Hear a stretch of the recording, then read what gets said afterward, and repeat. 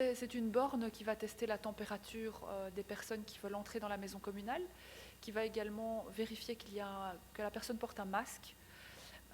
Et ensuite, il y a des accueillants qui sont là pour faire la suite. Si la personne a de la température, elle ne peut pas rentrer.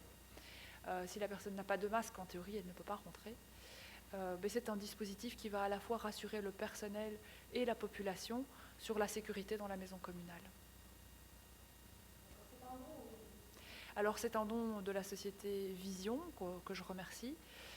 C'est un appareil qui vaut quand même plusieurs milliers d'euros et qui est assez intéressant dans des lieux qui ont une très forte fréquentation avec du va-et-vient constant comme notre maison communale.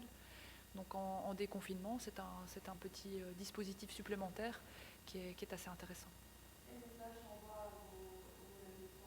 Ouais, je pense que depuis le début de la crise, on est à leur côté. Beaucoup de communication en place pour pouvoir s'y retrouver dans les mesures compliquées qu'on a eu à mettre en œuvre et pour pouvoir comprendre cette crise sanitaire et ce virus qu'on ne connaissait pas il y a quelques mois et qui a changé notre vie.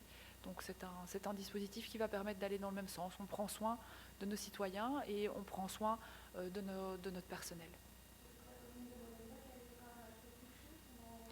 Donc on a été alternativement troisième commune la plus touchée, puis quatrième, cinquième. Aujourd'hui on est de nouveau troisième commune, évidemment avec des caractéristiques de densité de population, de mixité de population qui sont très importantes.